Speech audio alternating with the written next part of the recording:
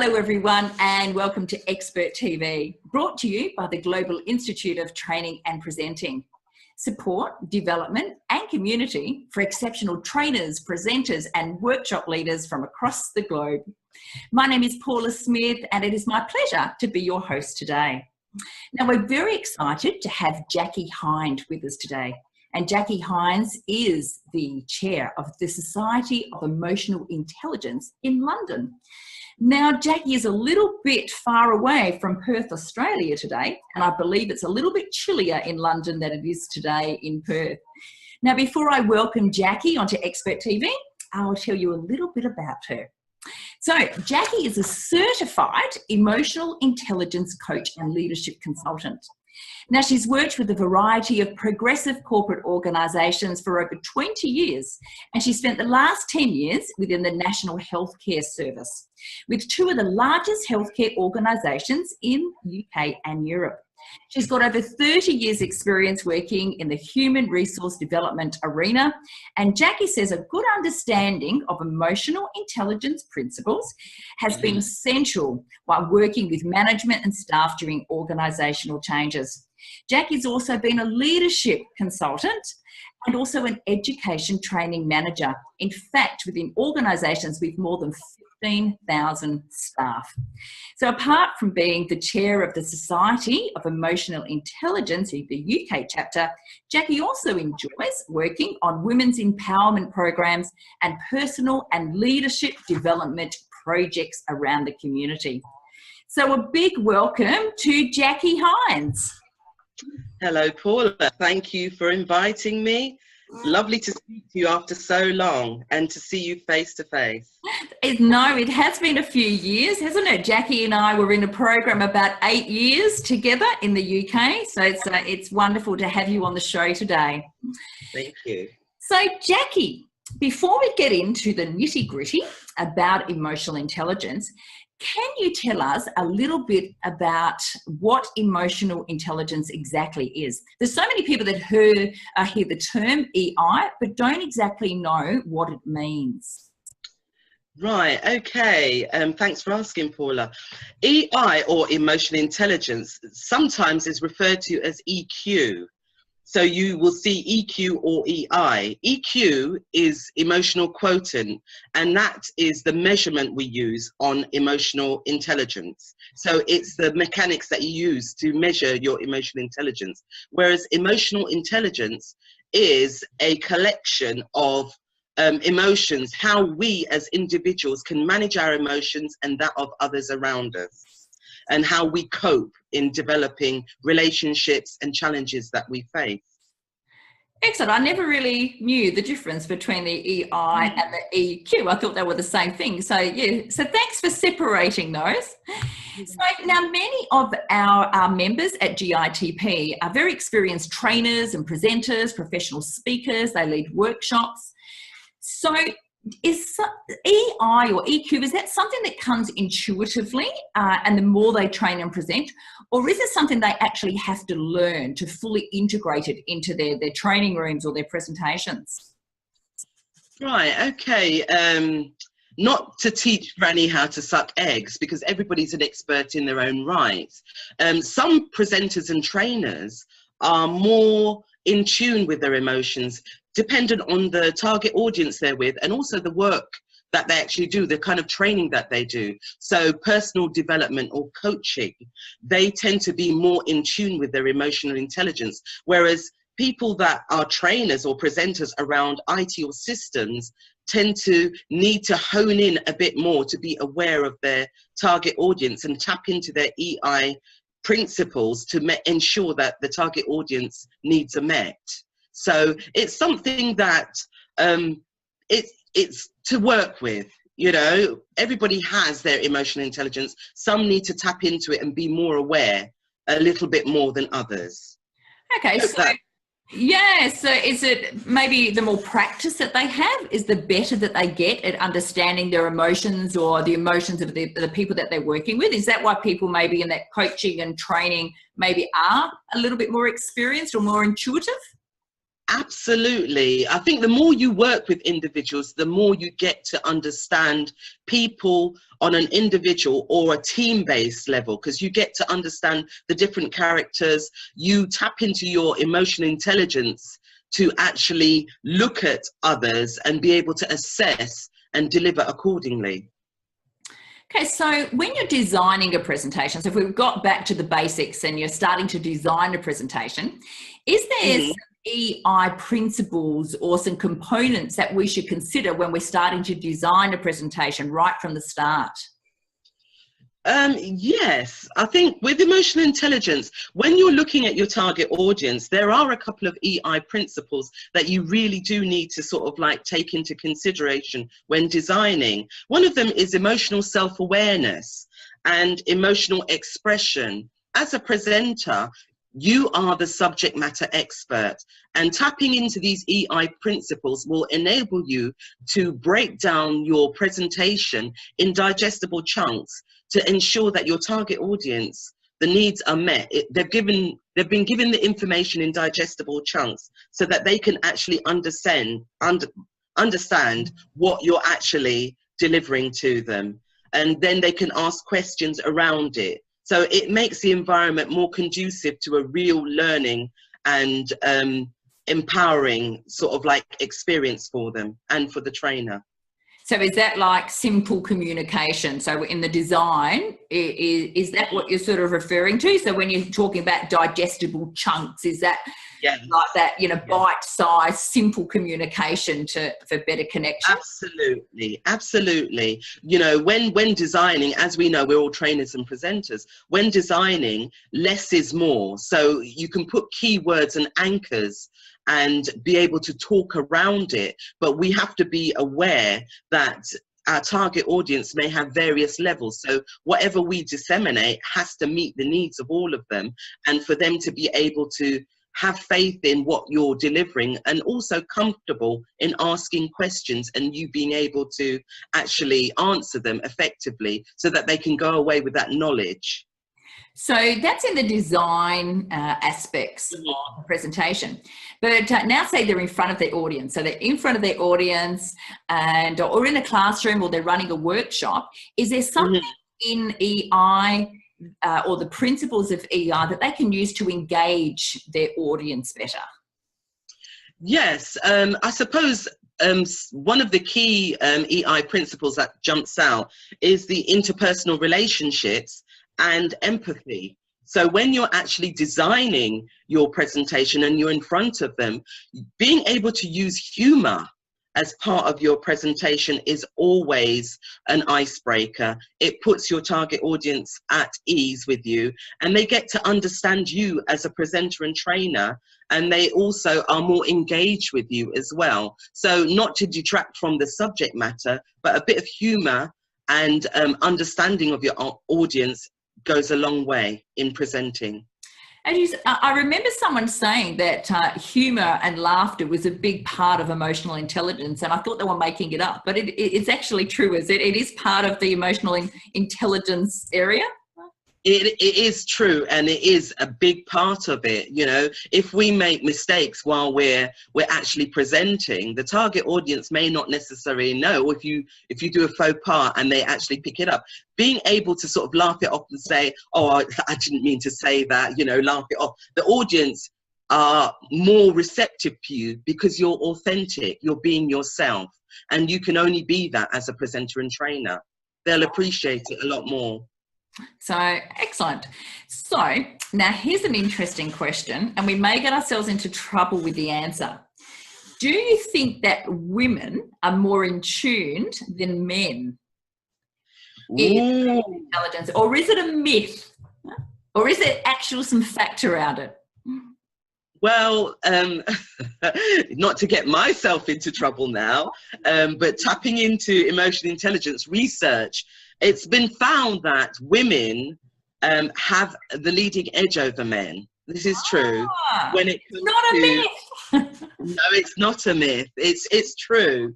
You know, when expressing themselves, because I mean, they're quite perceptive. We as women are quite perceptive. We will talk about our emotions and we will go through them, work through them individually, you know, with our friends, you know, explaining and exploring. Men, on the other hand, are better at compartmentalizing emotions than women, because women will, yes, that was a bit of a surprise for me, which is quite good, because it gives the context of how you can use your emotional intelligence to actually deal with situations. Men can, if there's an upset, men will actually compartmentalize it so it doesn't overspill into another situation, whereas unfortunately women, you know, tend to let it overspill into it. Not all the time, but men are more adept to compartmentalizing. So, you know, it's not a myth, it's true. Women, you know, women are more in tune, but men can actually handle it a lot better. Ah, that's very interesting then. So then when you're managing staff then, so you've got obviously men and women that you perhaps managing in an organisation, how could you effectively use some EI principles or some aspects of EI to better manage your staff in an organisation? Right, okay. Some of the EI principles that would effectively help would be decision making. So as a leader, being authentic, knowing themselves and their values, and displaying confidence so that their staff actually do believe in them and will follow them and you know, act upon some of the instructions given. So the decision making aspect is one key EI principle. Another one is stress management.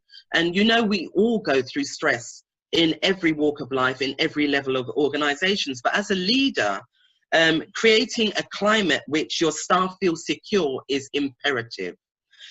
So stress management, being able to lead them through the stress and the changes that may occur, you know, on a daily basis or as an organizational initiative, as a leader is quite key. So tapping into that, and also optimistic or optimism, you know, being able to see the bigger picture as a leader and being able to lead, you know, the staff into the vision, values, things that are on the horizon is key as well. So as a leader, being able to tap into these key principles is imperative. And it's quite interesting because many years ago, you know, there's a lot of leadership training courses. It was sort of very, very technical. And a lot of the soft skills weren't included in or critical thinking or right brain thinking or creativity. And that's all changing a little bit now, isn't it? So, definitely. A lot more evidence, you know, around maybe emotionally aware leaders or how emotional intelligence should be in all leadership programs. Yes, I think it's more prevalent in the United States. Over here in the UK, they still tend to compartmentalize it, but leaders are getting more on board. I myself am sort of like accredited with EQI 2.0.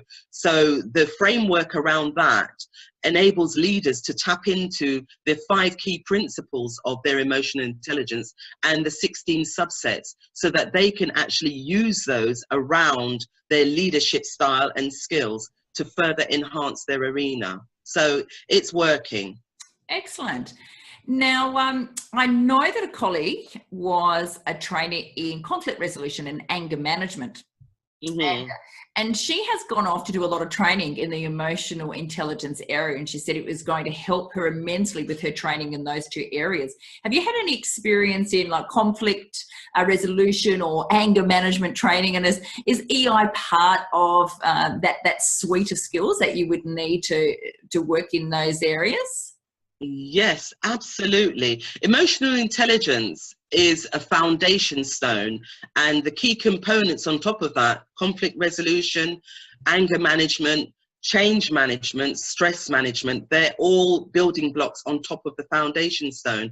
As part of the EI principles for conflict resolution and anger management, being self-aware of the situation is key. That's a key EI principle, self-awareness. The ability to regulate your emotions around a conflicting situation, but also as a trainer, being able to disseminate that to individuals who are going into conflict resolution training, or upskilling themselves so that they can manage their staff better when these things arise, is key as well.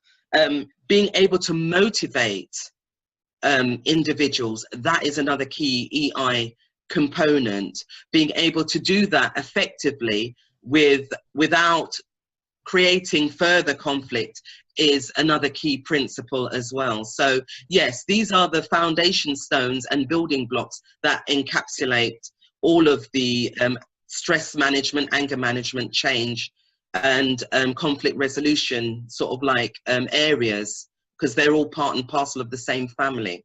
Yeah, excellent.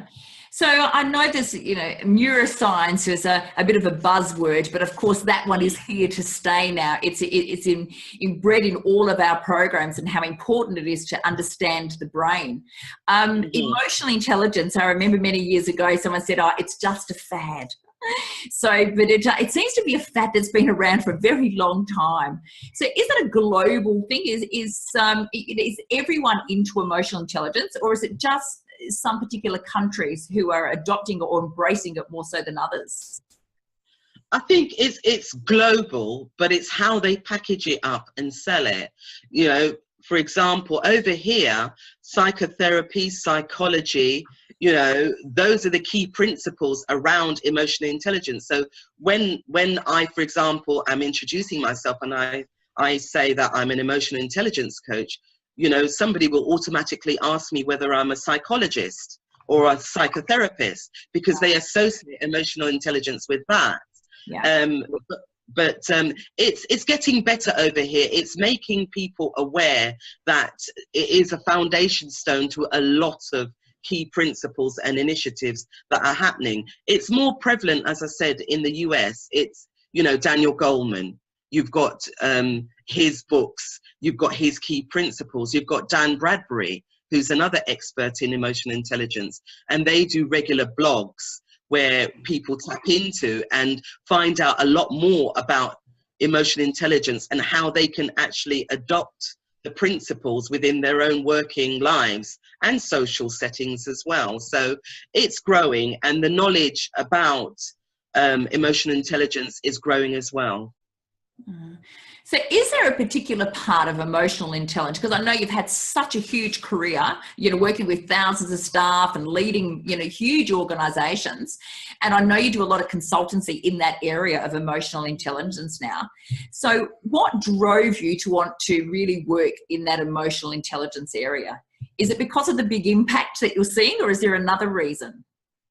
I think for me, I hadn't realized it at the time, but everything that I'd been doing over the course of 30 years within the various industry arenas and training environments that I've worked in and trained in has brought me to this point where I needed to give it a name, rather than sort of saying, oh yes, I do IT systems, HR training.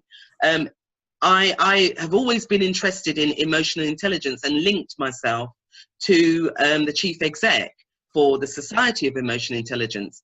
And when I got the opportunity to go over and get trained, that's when the light bulb moment happened, because everything that I'd been doing up until that point just crystallized. So I was able to give it that name, emotional intelligence, you know, change management, stress management, because that's what I did, conflict resolution. And that's why I say that emotional intelligence is the foundation stone, and the building blocks are the key components around stress, change, anger, conflict resolution, you know, and you can use other building blocks on the emotional intelligence platform, because there's enough room for everyone.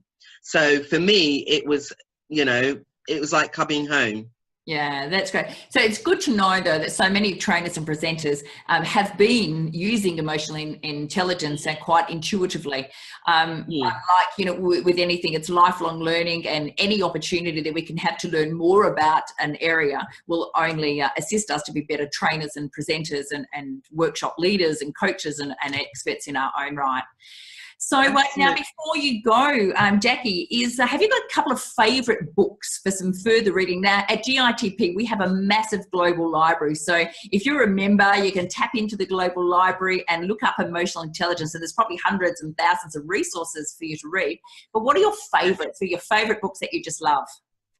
Right, my favourites at the moment, and I've got them here, the EQ Edge. This is Emotional Intelligence and Your Success. And that's by Stephen J. Stein and Howard E. Book. Fantastic book. That was given to me when I actually got accredited, and you kind of imbibe everything around the EI principles. Another one is the Emotional Intelligence by Jill and Derek Dan. They are experts in their own field, but they've actually produced a workbook as well. So the actual book and the workbook, essential.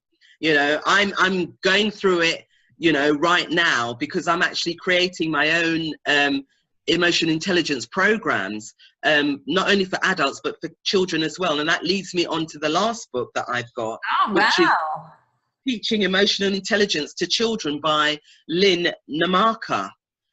Excellent book. It actually breaks everything down into bite-sized chunks and actually gives you the platform that you can create your own training material so that you can use your own style, personality, and your own emotional intelligence to deliver it and disseminate it to others. So those are the key ones that I've got. Thank you so much, Jacqui. It's been a wonderful interview, and thank you so much for your generosity in sharing your expertise all the way from London. Oh, thank you so much for inviting me, Paula. So if you just hold on the line for a moment, I'll have a little chat, and I'll just say goodbye to everyone who's watching Expert TV. So thank you for joining us on Expert TV, and thank you to Jacqui. So it's brought to you by the Global Institute of Training and Presenting. So now if you would like to join a global community of experts, trainers, workshop leaders, and purpose-driven presenters, pop over to our website, www.gitp.com.au, and have a look around. And there's so many wonderful resources and membership benefits by joining the Global Institute of Training and Presenting. I'm Paula Smith. Thanks for tuning in, and I look forward to seeing you next time on Expert TV.